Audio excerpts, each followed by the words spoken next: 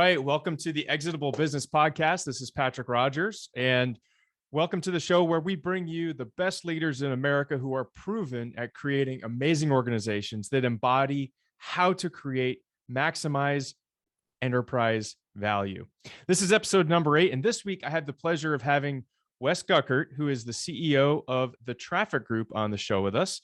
Wes, great to have you on the show. Thank you. Thank you, Patrick. And thank you for inviting me, allowing me to share some of my thoughts and my experiences with your audience. Thank you very, very much. Yeah, you bet. And so just to give a little bit of a background and bio on Wes, Wes is the president and CEO of the Traffic Group, like I talked about before. In short, they are a professional transportation planning company. In 1985, he founded the Traffic Group, Incorporated, a traffic engineering and transportation planning specialty firm, which is also a service disabled veteran-owned small business near and dear to my heart. Wes also frequently speaks, judges, and provides commentary at top industry conferences, award programs, talk radio, and in many trade journals. During Wes's career, he's played a major role in more than 8,000 projects, ranging from fast food drive-through restaurants to multi-million square foot mixed-use developments, directing the design and implementation of traffic access systems throughout the United States and internationally. So, Wes, so excited to have you on the show. I know you have a ton of amazing experience and stories to share with our listeners. If you would tell us a little bit more about your journey and kind of what led you to where you are today. Thank you. And thank you again. There's a story that one of my team members tell, and that is when I was probably 6, 8, 10 years old, my dad had built a patio in our backyard using flagstone. And if you know anything about patios, you know anything about flagstone, it's each flagstone is irregular shape and it's has a ribbon of concrete around. And I remember specifically, I don't remember a lot about that many years ago, but I specifically remember having little plastic cars and running these plastic cars along the ribbons of concrete, which were, for me, were roads. So right. You fast forward 20, 15 years, and I'm 21, 22 years old, returned from Vietnam and took a job with the Maryland State Highway Administration. And shortly after joining the state, there was a notification about a new division within the state called the Traffic Division. And I was so bored with what I was doing in the materials testing lab that I raised my hand and I said, please take me. I don't know what it is, but take me. Right. And from there, I worked with the Office of Traffic for 6 or 7 years, got as much education about traffic engineering, transportation planning as I could. I then went to work for a one-person sole practitioner for about 7 or 8 years. Grew his firm to 10 or 12 people. And then in 1985, had the pleasure of meeting my then best friend and now best friend still from 35 years, 40 years ago, and formed our firm back in 1985. Wow. Love that. And so just to give our guests, or excuse me, our listeners a little bit more background, paint the picture. Where's your company now? How many employees do you have? Approximately how much annual revenue, if you're comfortable sharing that? Sure. We obviously, I started with one person, me. Right. And we grew the first year to about $500,000 in revenue from April of 85 to December 31st of 85. Wow. We are now about a 85 or 90 person firm. Nice. We have people in about 12 to 15 different states. We're a $15 million company. And probably the thing that I'm most proud of is our corporate culture. And by that, I mean, and because of that, we've got longevity. in a significant number of people in our firm that have been with us for 10 years, 20 years, 30 years, 35 years. And quite frankly, um, when you do it right, when you create a culture, Yeah. and we don't pay the highest salaries, there's no question Sure. about that. But we've created, Patrick, a culture that I believe is second to none.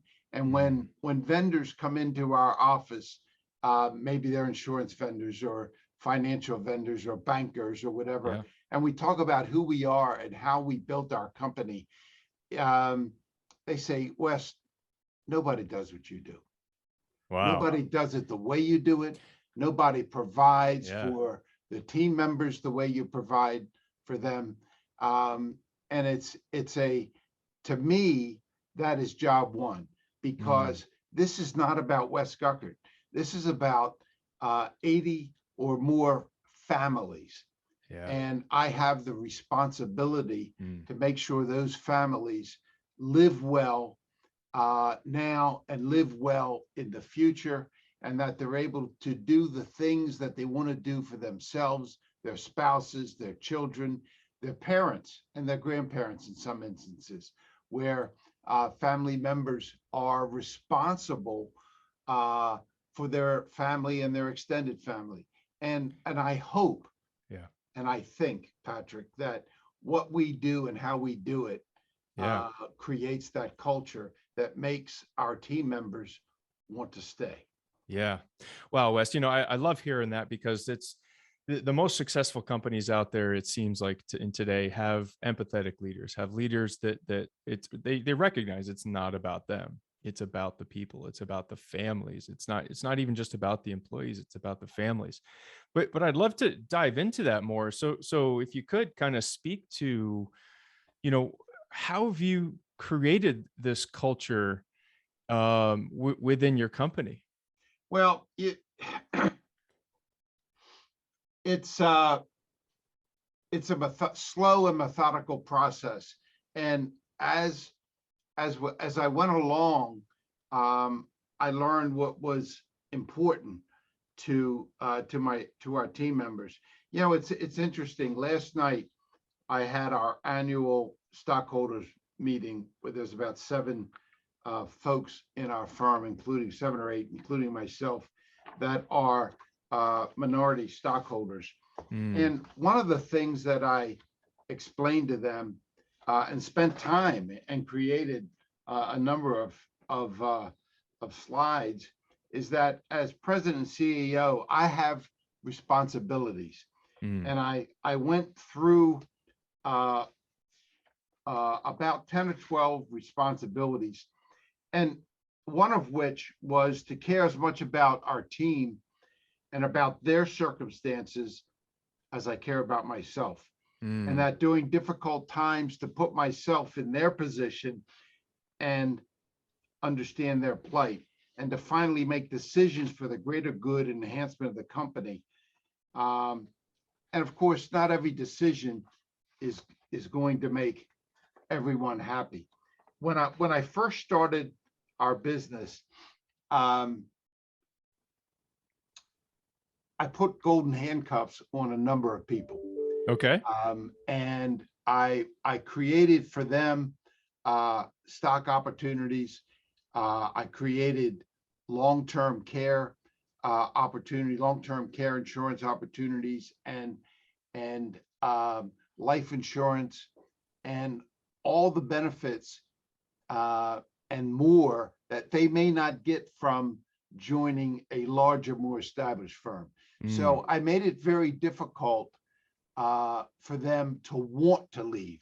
I didn't know whether they had a desire to leave, Sure, or what, but I gave enough benefits that people called them golden handcuffs, that maybe they wouldn't leave, and they didn't. And other than retirement, the folks that I first started with are still with the company. Wow. Other than a couple that have retired. So I've had people, I actually have our office manager uh, Lisa, who came to us when she was 19 years old, just barely out of high school, started going to college, night school, and said, Wes, and I was looking for a administrative assistant or secretary, as we called it back then. Yeah. She said, Wes, I'm here because I'd like to work a little bit, but I want you to know I'm not staying. I'm going to go to college and I'm going to go off and do whatever, 19 years old. Right. Well, she has been with us for Ever since. 35 years. Yeah. And it has gone from being a administrative assistant to office manager, worrying about everything from the lease to dealing with all of our vendors and all of the things that an office manager would do. My CFO came with me within 90 days of finding the company. He was doing a different job, and I can talk about how he got to where he is. Yeah. But he hasn't left. The gentleman who runs one of the largest division happens to be my son. He started working for us part-time, bottom rung, when he was 16. He'll be 46 in 2 weeks. So he has been with us from day one. Another gentleman who has been with us from almost day one, retired. A third guy, almost day one, is now a senior VP in our South Carolina office. So people have stayed with us, not because they like me, but because we've created a business environment that's just very difficult for people to want to leave, because you always hear about the grass being greener on the other side. And there are these folks know that it's not greener. It might be just as green, but we're a family here. And I know that's trite, and a lot of companies say family environment, but I really sincerely believe, Patrick, that's what we've created. Yeah, Wes, and I'd love to dig into that a little bit more, because it's been my experience that call them the golden handcuffs. You guys have these great benefits that go along with the company, but people rarely stay. People leave a company typically because it's not that family, or their manager is not good to work for, or it's a hostile work environment. It's just they don't get along with people. Typically, only 20% of people will leave a job because of pay or benefits. So I'm curious. I'd really love to dig into the family aspect of it a little bit more. But what do you mean by that, and how does that just interplay with operations? Well, a couple things, I think. To me, you asked about two things. One is what does family mean to the company, and how does it interplay with operations? You can easily say that operations will take care of themselves. By that I mean, one of my right-hand guys came to me today and said, my wife's got cancer, needs a double mastectomy. He is key employee. I didn't think about that. That wasn't what it was about. What it was about to me was, how can I help? There's a fun, very serious TV show called New Amsterdam. And it's about a CEO who runs a hospital in New York City. And he's young, he's a young guy. And the very opening dialogue when he's introducing himself to the hospital staff, is that he points to a guy and he said, what do you need? How can I help? Yeah. And Patrick Wood, these folks on our team know that I'm there. How can I help? So when he came to me and said, you know, his wife has cancer. They'll be at the hospital next week. I didn't say, well, how are you going to get the job done? What I said was, I know people, if you're looking for another opinion, I have a relationship at the University of Maryland Medical Center through philanthropy that I can get you another doctor's opinion if that's Second what you opinion. need. Yeah. It's not, so for me, and there's an example, Patrick. For me, it wasn't about how you're going to get your work done. Yeah, you didn't go to the thought of how is the business going to handle it. Never, You went right to the family. entered my mind, not once. Yeah. I want to give you another example. Yeah, I love it. About a month ago, we had, I went to Arkansas, Little Rock, Arkansas. We've got 8 or 9 employees in Little Rock. 2 were celebrating a 20-year anniversary. 1 was celebrating a 10-year anniversary. And I had not seen most of these guys in years and years and years. And they were supposed to celebrate their 20 and 10-year anniversary, which we do with a dinner and we do with giving some money and an announcement and a plaque. COVID got in the way. They said, we're going to have this, Wes. Can you come? Would you come for this dinner? And I said, let's make sure, let's clear my calendar. Let's find out when you're going to do it, and I'll be there. Yeah. Flew into Little Rock, talked to these guys, 3 of which were seasoned employees. The other 5 or 6 were from 1 or 2 years up to 8 years of service with our company. And I was talking to them. I learned through a CEO coach how to ask open-ended questions. Yeah, right. Love it. And so I ask open-ended questions all the time. And I never say, how you doing? And leave it like that. I say, how you doing 1 to 10? And it forces them to give me a number. And whatever number they say, other than 10, I say, well, what would make you an 8? What would make you a 9? What would make you a 10? And it creates a dialogue that they wouldn't ordinarily have. And so I went through this Q&A with these guys, Patrick, and the one guy, a new employee, 2-year employee, said, Wes, I want to tell you a story that I was working at Walmart and I went to my supervisor and said to him, my wife has to go see a doctor on Thursday. I need to come in late, or I need to come in whatever. The supervisor said, no, you can't have off. Yeah. We need you. We don't have coverage. Right. We need you. And of course, there was a hush in the we had a private room for a steak dinner. He said, Wes, why do you care so much about us? Yeah. I will never forget that.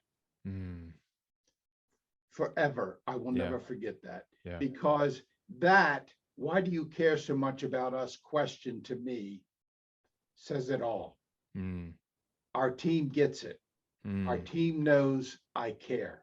And just like the gentleman that came to me 2 hours ago, I didn't think about what the issue is with work for him. Yeah. That'll take care of itself. When you said, talk about family and how that affects operations, it doesn't matter. It's the same thing when clients call me and say, oh, I didn't expect this amount of money to be. I said, you know what? The money's not important to me. Whatever you think is fair, that's what's important to me. Because you as a customer and you being satisfied as a client is what's important to me. And that's the same thing, the way I feel, Patrick, about our team. That's what's important to me. What's happening with this gentleman and his wife, what's happening with somebody else and their daughter, what's Mm, happening with somebody's child. That's the thing that's important to me. yeah. And they get it. They understand that. Yeah. And so do you think, how do you get that same emotional intelligence and empathy to flow through the rest of the company? Is it just a natural progression from you, Oh, or are there any specific things that you've done over the years to help seed that? Patrick, I think that there are a couple things I believe in. Yeah. One of which is The Secret. There's a book. I You're love it. familiar. Absolutely. Okay, so you Read it, can seen the manage movie. you and you can manifest what happens in your life Yeah. by believing in Mm, the power of the universe. Whatever the universe is to you, whether it's an unknown being or it's a god, whatever it is, whatever the universe is to you, you can manifest that yeah. in your life. And just like when you deal with children, your own children, if you have them or will have them, Yeah. they will know the kind of person that you are, because that comes through your pores to them. Mm. And I think, I don't know for sure, Patrick, but I think that our team Yeah. sees how I treat everyone day in Yeah. and day out, Yeah. year in and year out, Yeah. and that they're important to me, and Yeah. they know they can come to me with any problem, and I will do my darndest to help them solve that problem, whether it's business, Yeah. or a professional, Got it. whether it's personal, family. I'm there for them, and they know that, and I don't have to point that out to them. Mm. Um, I They know what it is. They know what the kind of culture that we have, and Mm. so operations takes care of itself, and and corporate culture that I show and continue to show, they get it. Yeah. Yeah. And so it's almost like your core values, just who you are, how you operate, all of those core values, they kind of permeate out of you, and they've almost adopted them themselves and operate from the same paradigms. I I I like to think that that's exactly true. So Love that. Awesome.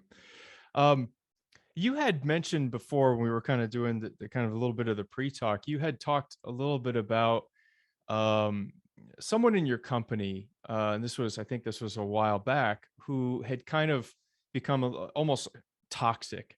And it took you a little bit of time to kind of move on from this person. I thought that was an amazing story. And I think our listeners would get a lot from it. Would you mind diving into that a little bit? Do you know what I'm talking sure, about? I do, Patrick. Thank Yeah. you. Um, Probably about 10 to 15 years into the business, I had become very disenchanted with doing everything. Mm, Chief cook and bottle washer. uh-huh. Um, I And did dryer. not, I did not even enjoy, and we probably had 12, 15, 20, 25 employees at the time. Uh-huh. Um, I did not even enjoy signing checks. Yeah. Um, But you were still very, very involved in the business. Very, very involved in the business, but got to the point, Patrick, where I said, you know what? Um, I don't know if I want to continue doing this. I don't know that I have the energy Mm, and the stamina to do this. So I ended up hiring a CEO coach, which obviously in your business, your line of business, hmm. you know exactly what I'm talking about. I hired a CEO coach. And one of the first things he said to me was, you know, Wes, most people don't go to school to be a CEO. No. Okay. You might get an MBA doing this or that, and you Yeah. go to work for a big firm, Uh-huh. but most people do not have training to be a CEO. So the fact that you're frustrated is understandable. Pretty So normal. he went ahead. I'm getting to my story. He Yeah. went ahead and interviewed the top 6, 8, 10 people that were in the firm at the time. and he interviewed them to understand what makes them tick. What's important to them? What is their personality? How do they function within the firm? And I went down to his office in Charlottesville, Virginia, and up on the wall, he had all these 8 or 10 people, and had notes next to their names and colors around their name. And around this one gentleman, he had a big brown magic marker line. I said, what's the story on this? Yeah. He said to me, he's a Cancer. I said, what do you mean he's a Cancer? He said, I spent 10 minutes with him and I knew that he was a problem for you. Why don't you tell me about him? And I went into about a 30-minute presentation saying, yada, yada, yada. He thinks he owns a company, thinks he's trying to control what's happening. I really think that he's wrong for the company. He said, Wes, he's a Cancer in the company. I can guarantee you the way he operates, your other team members know it, don't like it, and think less of you for keeping him on. Patrick, it took me 2 years. Wow. To get up the guts. To get up the guts to let him go. And the coach said, Wes, when you do this, when you finally do this, it's a 30-second conversation. It's not a conversation where you go in and talk about what went wrong and why you're doing what you're doing. You walk in and you say to him,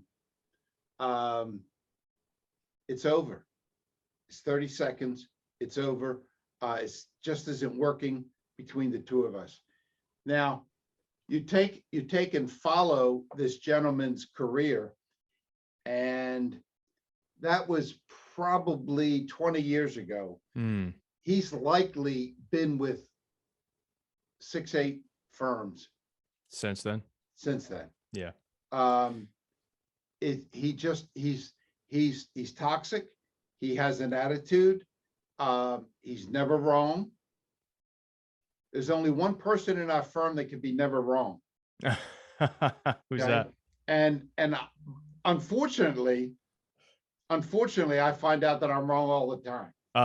You know, you can think that you're never going to be wrong. Yeah. But that's another thing. I don't go to my team saying you're going to do it this way. Yeah. It's a discussion, not an order. Mm. You know, you mentioned to me that you were in the military.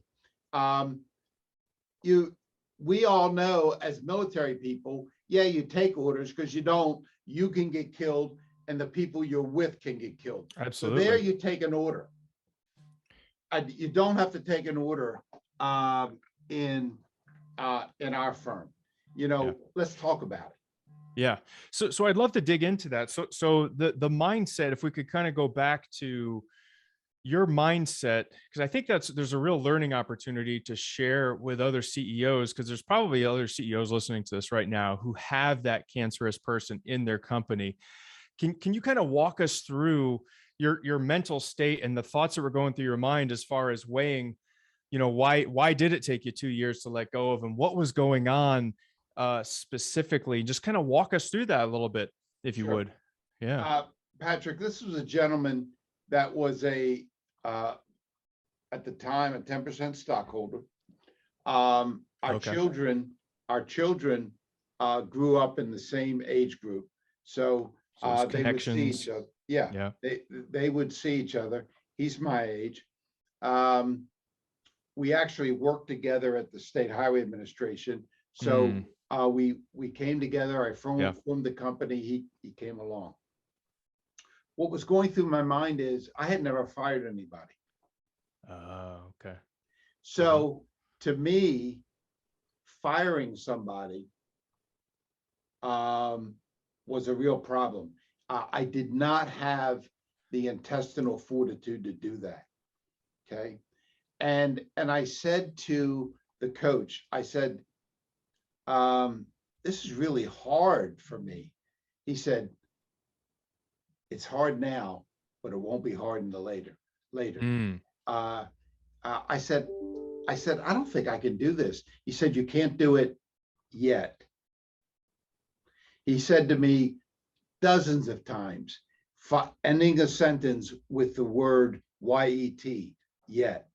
And so what he was doing was teaching me the fact that if you cannot hold on to a problem team member, as soon as you know that there are a problem, and really a problem like I had, and as I have had in the past. You know, it's one thing where if you've got a guy, a man or lady who's not doing the job, and but you care about them and you think they've got the talent, they just need some guidance, you can do that. But if you've got someone who has the personality, and that was really important to go through and do personality tests with these folks. If you've got a person that has a personality problem, and you're convinced, man, this has been going on far too long. And what happens when you do that, for other folks that are listening or will be listening to this, when you hold on too long, not only are you hurting the person that you're holding on to, and you're hurting yourself, but you're hurting the rest of the people around them, because they're not functioning at the highest level they can, because they may be afraid to express themselves to this person, or express themselves to you or me, and say, look, you know, this guy's a jerk. But Wes must think he's okay, so I'm not going to tell Wes he's a jerk. So it's important that once you understand, Patrick, what makes this person tick, that you figure it out and you let them go. It's going to be better for them. It's going to be better for you. It's going to be better for the whole company that's working with this person. So your mental stock goes up when you have the intestinal fortitude to let a bad apple go.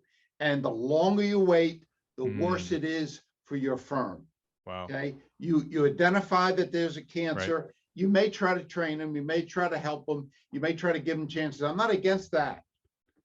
Sure, you put them on some kind of an improvement plan or performance improvement plan, whatever that is. Exactly, whatever that is. Whether it's setting goals, or whether it's saying, look, you know, you've got to understand that, and in this particular case, you've got to understand this isn't your company. I'm the one, and I hate using the word I really do, Patrick, but I'm the one that signs the paychecks. I'm the one that's taking all the risk. I'm the one that's personally guaranteeing the bank loans. You're not. And so that's the deal. So what kind of, so this person, they may have performed well at the job, but he was a jerk. And so that did it kind of like permeate and kind of bring down the overall morale of people that he touched? Is that kind of concept here? I think people were afraid to say something to him, or afraid to say something to me. It really wasn't until the coach did the personality profile that it became clear that he was a problem. And he basically held it up in front of my face and said, got to do something about this. And that was at the 2-year point. That was later on when you ran that and then you figured that out. I waited he told me I didn't have the guts to do it for 2 years. Okay. Gotcha. So after you did it, I think it's very interesting that because this is a very similar story that occurs with other CEOs, right? The people in the organization don't want to rattle things and try to make things worse, or, bring up something that's a non-event. Like you said, hey, Wes likes him, so I must be missing something. He must be a good guy. They don't want to stir the pot. But then you let go of the person.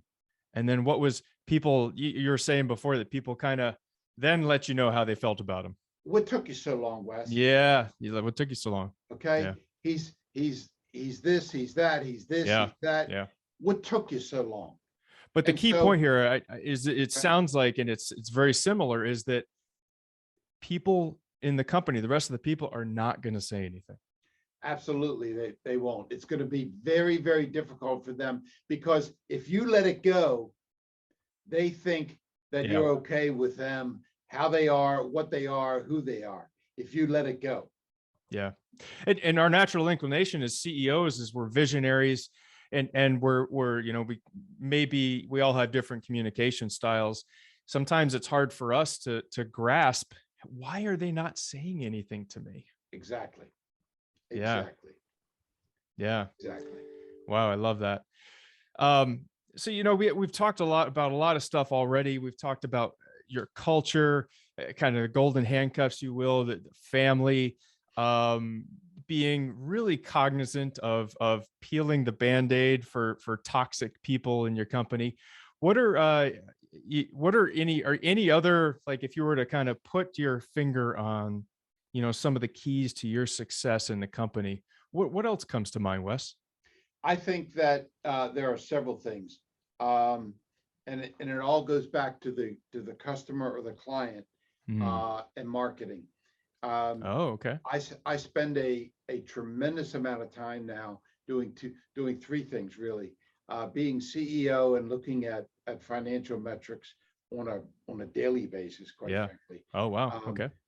Number two, I am a project manager on major projects for large clients. So and quite frankly, I'm the major seller doer in a portion of our firm. Number three, I spend every morning 1 to 2 to 3 hours reading, and I'm not reading novels about Mission Impossible.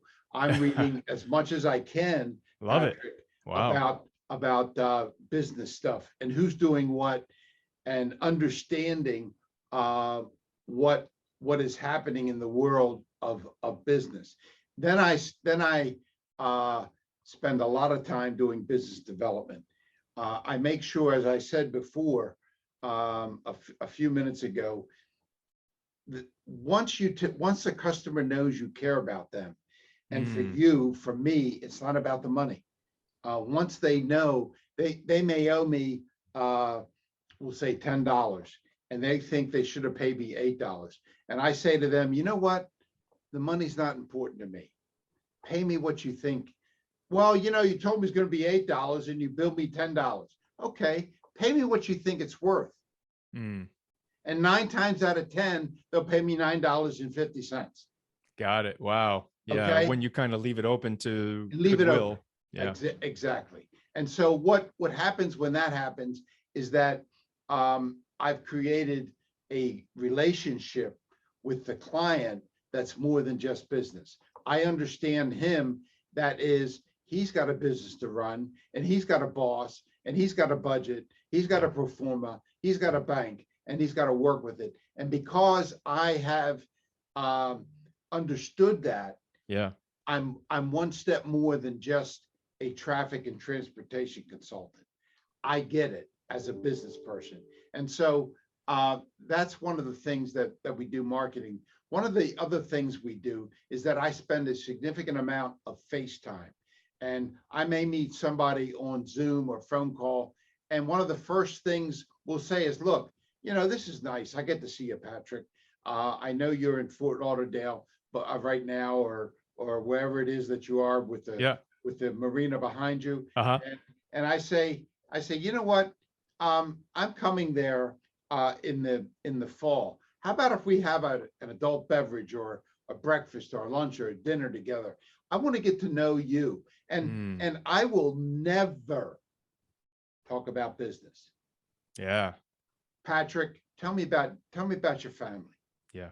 Tell me about Yeah. your mom and dad. How about Yeah. your siblings? Mm, What's important to you? What do you do for fun? And yeah. so when I pick up the phone or I'm on a Zoom call and we're waiting for it to get started, I'll say, hey, Patrick, did your daughter get into law school? Oh, Mm. you remember that? They think to themselves, God, he remembered about my daughter going to law school. That's a big deal. That's a He big deal. cares. Yeah. I Wow. still do handwritten thank you notes. Oh my gosh. I still say to them, you know what? I know you're not going to accept, and it's a bit trite to do here, a bottle of wine, bottle of champagne, or whatever. What's your favorite charity? Let me make a donation to your favorite charity in your name. Wow. Wow. And people remember that stuff. Because nobody else is doing it. Nobody else is doing handwritten thank you notes. I've never heard of a CEO or anybody in sales or business development saying, what's your favorite charity? I would like to make a donation. It's interesting. I forget the name of the book, but it was all about, it's all about the little things. It's the little things that we do that people remember that makes a difference. And you're doing them. And it's one of the things, and there are dozens of things. There was a TV show called A Million Little Things. Remember that TV show? Maybe I don't. Million Little Things. And it's all about the fact that in life, it's all about the little things that matter, just like you said, okay? I would probably spend months and months and months writing down all the little things that we do as it relates to business development. Sure. But it matters and it cares. I had a colonel from the Army Corps of Engineers call me the other day. Yeah. And the very first thing he saw, we were on a Zoom meeting, he saw that I had a Folds of Honor shirt on. He said, Folds of Honor. And then he entered into it. He entered into it and he said, I'm big involved in a Johnny Mac Foundation, which kind of does the same thing as Folds of Honor. And so he was making a recommendation for our firm to another firm. And so that worked out.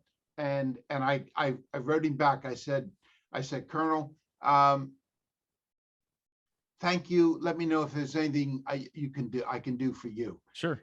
He wrote back and said, you know what there is? If you could help me out with this foundation, yada, yada, yada. I sent him a check directly to the foundation, honoring him. Wow. And blown away. He'll be a reference for me. I may never do business with him. Right. He'll be a reference for me for life. Yeah.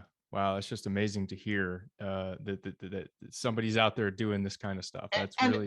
And Patrick, I don't do it. I do it for a couple of reasons. I don't do it for the honor, the glory.